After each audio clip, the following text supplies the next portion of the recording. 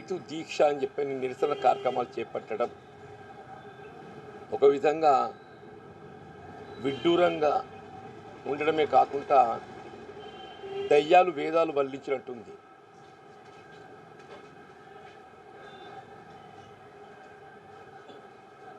ఇదే కేసీఆర్ గారు ఆనాడు ముఖ్యమంత్రి ఉండగా వరేస్తే ఉరి, కేవలం సన్నబడ్లు మాత్రమే సాగు చేయాలి, ఇంత కమిట్మెంట్తో గవర్నమెంట్ పనిచేస్తుంటే నిన్నటి దాకా ఏదైతుందో ఎన్నికల్లో మొత్తం పార్టీని పట్టుకపోయి టీఆర్ఎస్ పార్టీని బీజేపీకి కుదోబెట్టిండ్రా. ఆ టీఆర్ఎస్ బీఆర్ఎస్ అదేందో తెలియదు నాకు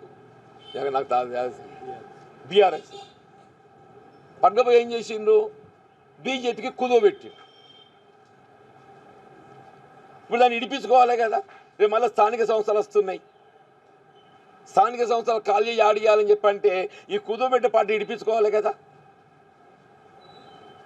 ఈ కూదోబెట్ట పార్టీ ఇడిపించుకోవడానికి కోసము మేము ఏదో చేస్తున్నాం చెప్పని అనిపించుకుందామని చెప్పని రైతు దీక్ష నిరసన కార్యక్రమాలు నాకు ఆశ్చర్యం కలుగుతుంది అంటున్నాను. నువ్వు చేసిన పని మేము చేయకుండా మా తప్పు. ఏదైతే నువ్వు గత ప్రభుత్వ హయాంలో నువ్వు అమలు చేసింది మేము చేయలేకుంటే you can find fault with అస్.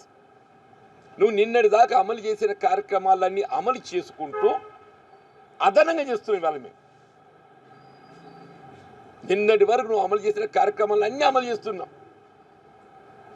ఇవాళ మేము అమలు చేసే ఉచిత రవాణా కానీ, 200 యూనిట్ల వరకు ఉచిత విద్యుత్ సౌకర్యం కానీ, గృహ అవసరాలకు 500 రూపాయలకి సిలిండర్ సౌకర్యమే కానీ, ఇవన్నీ నువ్వు నిన్నటి వరకు అమలు చేసిన కార్యక్రమాలకు అదనంగా చేస్తున్నావు. చేసినాడే టఫ్ అని చేసిన ఎన్నిక ఏదైతుందో నిజామాబాద్ పార్లమెంట్ ఎన్నిక గతంలో ఇది భారతీయ జనతా పార్టీ ప్రాతినిధ్యం వహిస్తున్న స్థానం. గతంలో ఈ స్థానం భారతీయ జనతా పార్టీ ప్రాతినిధ్యం వహిస్తున్న స్థానం. ఇది నాకు ఒకటే, నా జగిత్యాల నాకు వాస్తవంగా ప్రజా జీవితం రాజకీయంగా జన్మనిచ్చింది జగిత్యాల. అటువంటి ప్రాంతానికి నేను సేవ చేయాలి అనేటువంటి ఒక తపనతోని నేను నిజామాబాద్ ఆప్ చేసుకున్నాను. అటువంటి తపనతో నిజామాబాద్ ఆప్ చేసుకున్నాను. నా పార్టీ కూడా గైడెన్స్ ఇచ్చింది, ఎందుకు నువ్వు పద్మవ్యూహంలో చూస్తున్నావు అని చెప్పాను. నేను చెప్పిన నేను పద్మవ్యూహంలో చూస్తున్నా అని చెప్పాను. నేను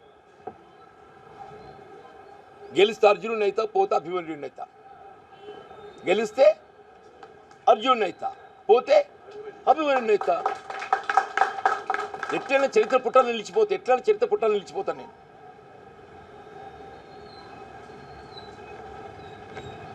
ఆ రాజకీయ హోదాకు తగిన పదవి నేను కోరుకోలేను, మీరు ఇచ్చే పరిస్థితులు లేరు.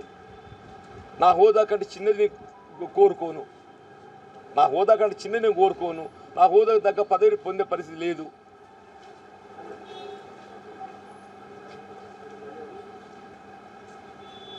కోట్లాడాలి, జీవితంలో చివరి యుద్ధం చేసిందే అంటున్నా.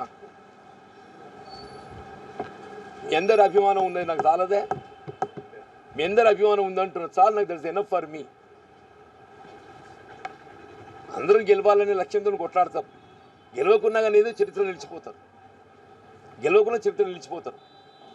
అది వీరుని లక్షణం, అది వీరుని లక్షణం. మరిన్ని వీడియోస్ కోసం ఛానల్ ని సబ్స్క్రైబ్ చేయండి. లేటెస్ట్ అప్డేట్స్ కోసం వాట్సాప్ ఛానల్ ని ఫాలో చేయండి. అండ్ లింక్ డిస్క్రిప్షన్ లో ఉంది.